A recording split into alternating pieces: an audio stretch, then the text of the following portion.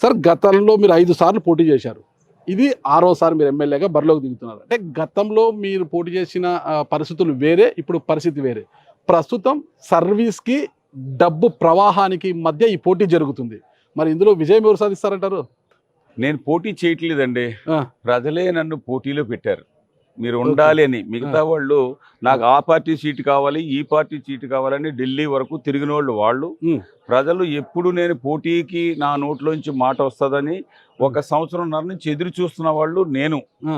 Party ticket నాకు ఇవ్వాలని అడగలేదు. ఆ! నేను పోటీ చేస్తానని కూడా నేను చెప్పలేదు. హ్మ్. పార్టీ టికెట్ అడగకపోయినా నా క్యాండిడేట్ ఎన్ఆర్ పార్టీ తరఫున నా క్యాండిడేట్ మల్లాడి కృష్ణారావు అని సీఎం గారు మార్చి 15వ తారీఖున వేలాది జనంలో అతను అనౌన్స్ చేశారు. అప్పుడు ప్రజలకి నేను లాస్ట్ డే వరకు కూడా 23వ తారీఖు లాస్ట్ డే అయితే లాస్ట్ మినిట్లోనే నామినేషన్ వేయడం జరిగింది.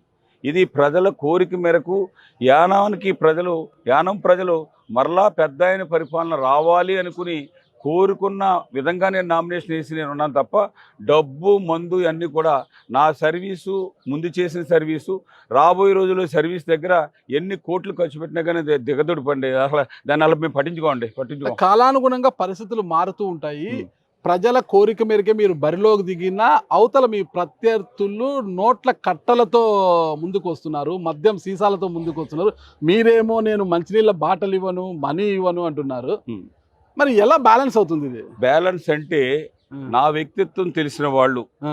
నా సేవ తెలిసిన వాళ్ళు ఆ! ఈవేళ వందలాది మంది ప్రతిరోజు కూడా తెల్లారుజాము నుంచి రాత్రి వరకు 2,500 మంది వచ్చి మళ్ళా నీ విజయం కోసం మేము నడుం కట్టి పనిచేస్తున్నాం, మీ సిద్ధాంతానికి ప్రకారంగా మేము ₹1 తీసుకోకుండా, ఒక మందు బాటిల్ లేకుండా మేము చేస్తున్నాం అనేది నిదర్శనమే.